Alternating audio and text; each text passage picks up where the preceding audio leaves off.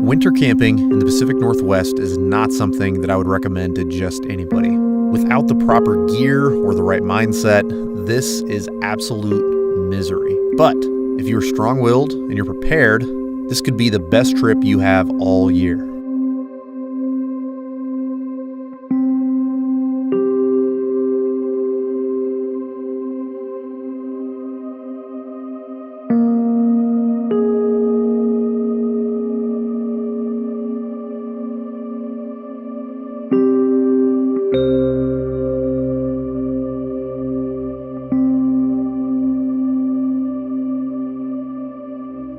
Good morning.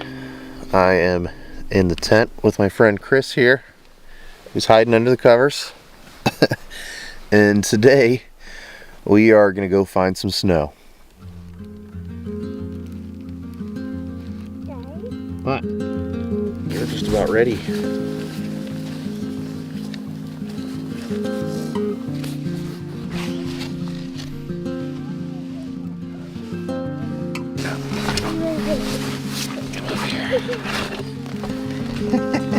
Bringing a 4-year-old on a trip like this is inherently a ton of extra work. And on a winter camping trip, you're already going to be doing a lot of extra work anyway. But for me, it's very important to expose my son to what it's like to have to earn your fun. When we go camping in the summer, the elements are wonderful. It's easy to start a fire. It's easy to cook your food. But in the winter, all these things are much more difficult. And I want to teach him that you can still have fun in this environment, but you really need to work for it, and you're going to be a little bit uncomfortable.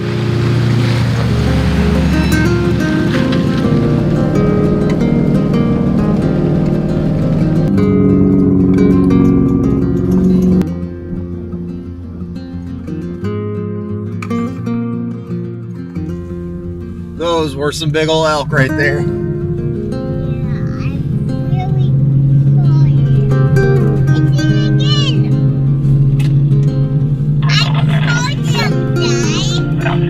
Glad you saw him, buddy.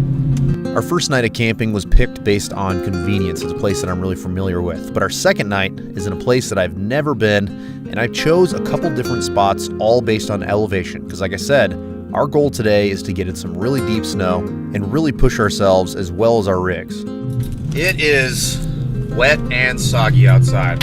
It's about 37 degrees, and right now we are at 2,100 feet. So where I'm trying to get us to camp tonight is about 4,800 feet. I hope in the next 2,000 feet we see some snow. This will be the third weekend in a row I've got skunked if we don't find any snow. But we'll see. Me and Chris are pretty optimistic. Isn't that right, buddy? Uh-huh, yeah? He gave me one of these, the up and down nod. There's the snow. You could call it that. It's a very thin veneer of white, snowy goodness. You're such a complex person, Nate. Am I? I feel like I'm a simple man.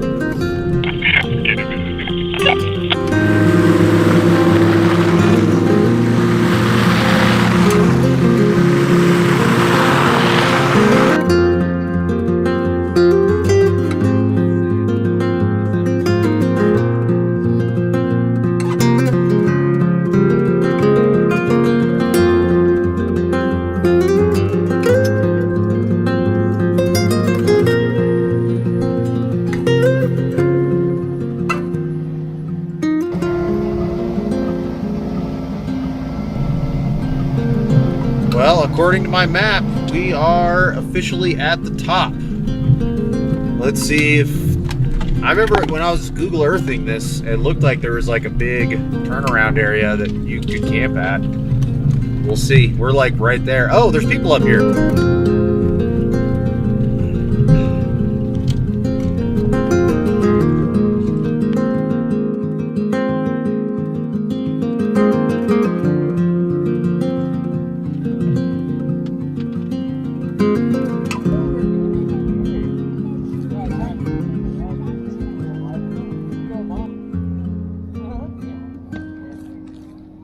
Luckily, the folks up here were really cool. They pulled forward a little bit to give us some room to turn around so we could figure out exactly how to route to the second spot on our list. We didn't know it yet, but this was going to be quite the adventure to get down to our next camp spot. Mr. Ed, spot 1 is a bust. Other people, oh no, I'm crooked. Okay. Other people have heard of this spot apparently. Yeah, I mean, good for them, man. I mean, for them, a lot right? more people get to enjoy it. Oh, dude, totally. Yeah. So, what do you think? Optimistic on spot 2? I think so. I think so too. It's a little bit deeper, so it's farther that way. It's part of the fun and the adventure, right? If it keeps snowing like this, we might actually have some decent snow by the time we get to the next one. I mean, if worst comes to worst, we can just like find a pull off and camp on the side of the road, you know? Oh, that's the beauty of having it set up the way we are. Yeah. Wherever you stop is where you stay. I agree. The distance between my first choice and second choice is actually pretty far, and the road snakes all around a whole bunch of different trails that some are closed, some are open, and we only have so many daylight hours. So we're going to drive back down to the main Forest Service road, and we're going to start hauling along this route, hoping we can get to camp before dark. Because if we have to come up with a plan C, it's going to cost us a lot of extra time.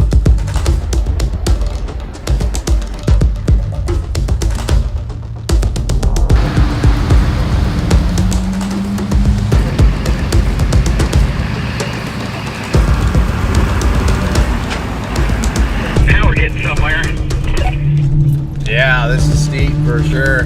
This is what we're looking for. We want to go up. We were gaining our elevation back really quick, and from what I can tell on the map, we don't have very far to go, and where we're headed, there's only one way in, one way out, and it's a pretty remote valley. So I don't know exactly what's ahead, but I do know that we need to keep up a pretty good pace because we don't want to set up in the dark.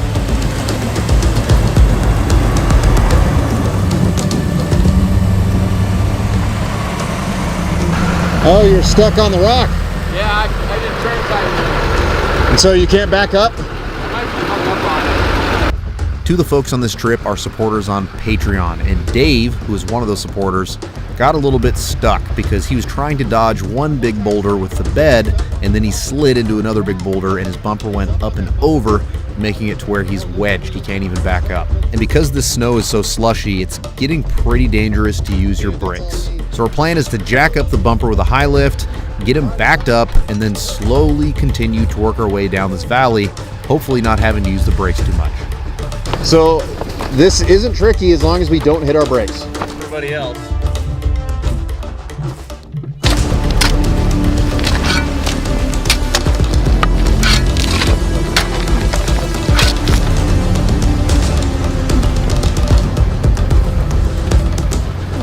Keep turning, keep turning.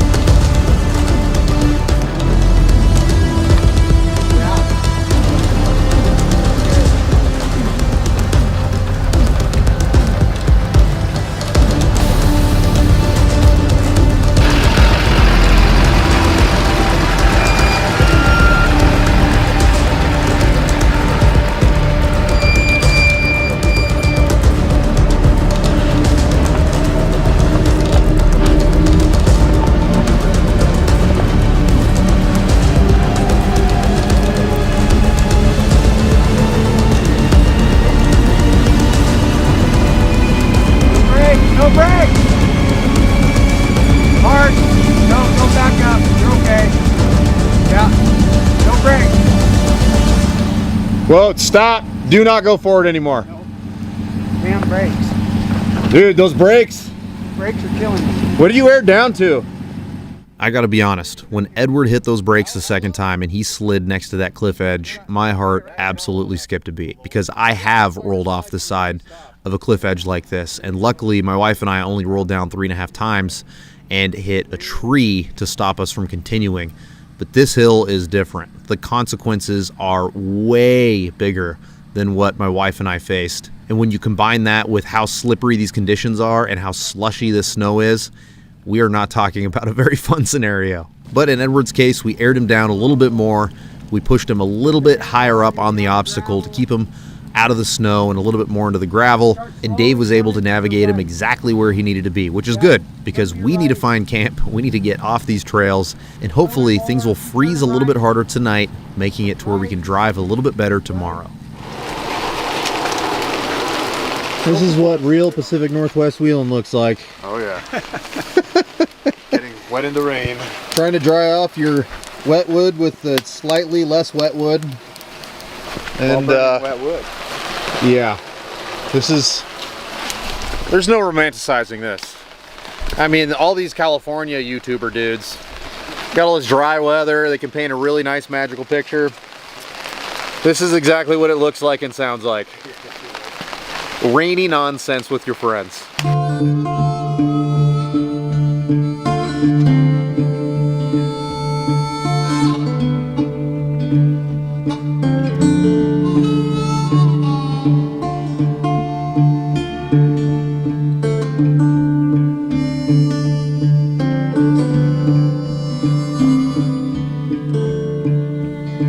I'm a rolling stone, bound to roam. Come the morning, or I'll be gone.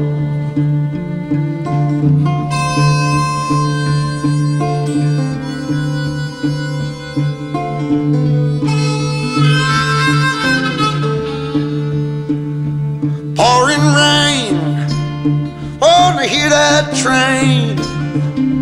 There she comes, won't you get on? Won't you get on board?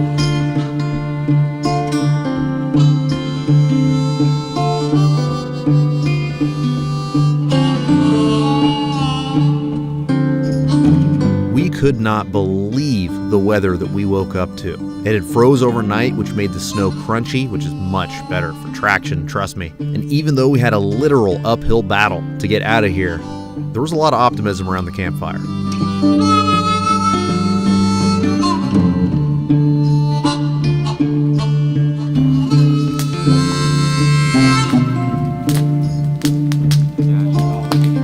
Ed, What's up? good morning. How'd you sleep last night? Slept pretty good. There were a couple times I woke up just because, you know, it got a little too cold. Yeah. I think I just cut the, you know, the sleeping bag. Sometimes I like to sleep kind of colder. Put it off and then A little too cold. a little too cold. Yeah, I turn on the light inside the tent and I see, you know, some of the ice condensation just kind of froze up. So, What do you think about our extraction up the hill? dude, I have my reservations, but I think we'll do it. I mean, we've got plenty of capable rigs here, you know, Yeah. and you're out here, and I know you got taken care of, and Dave with that crazy Toyota. So I think we got this. I think it's gonna be a little slippery though. it is going to be a little slippery. But this is actually frozen now instead of yesterday where it was all slush, which Yeah. was a nightmare. Slush is like the worst kind, man. Well, I'm optimistic. Seems like you're optimistic. I am. I'm sure we'll get home, you know. Yeah. It'll be an adventure regardless. Yep. Well, let's do it. Let's do it, buddy. Spirits are high with all of us grown-ups, but what about the kiddo? What's he up to? Well, Chris had a great time just running around and getting into stuff and being outside when it's not completely dumping down rain.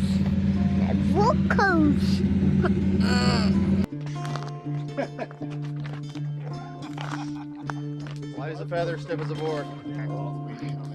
My hand. That's what I did with the front row. And then when I got the decks and stuff, it just...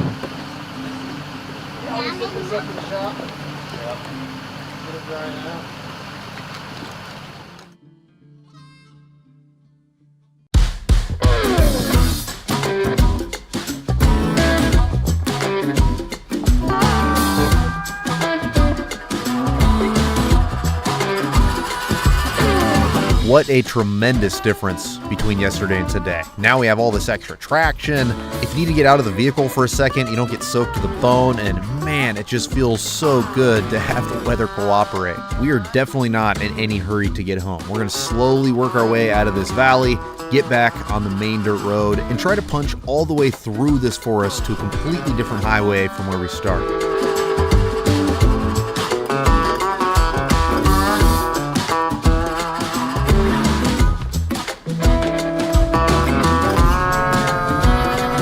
All right, gentlemen, nice and slow.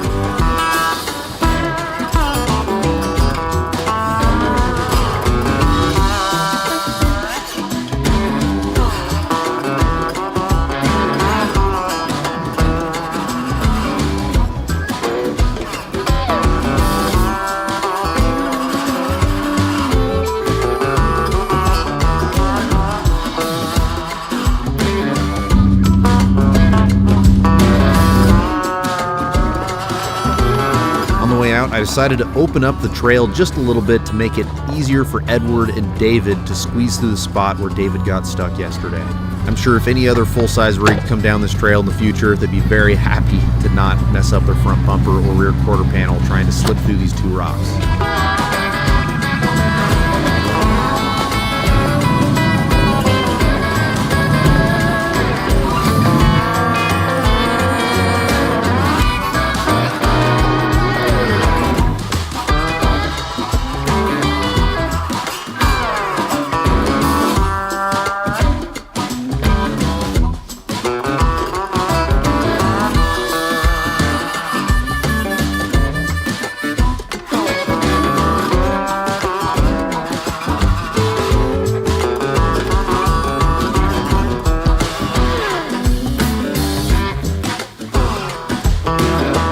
Again, this is a stretch of forest that I've never been to, but according to Onyx, we can weasel our way out of here and drop into the city of Packwood, which is crazy because where we started and where we might be able to finish are in two completely different locations in my head. So I'm excited to be able to punch through all off-road, further solidifying this as a place that I'm going to come back and explore next year.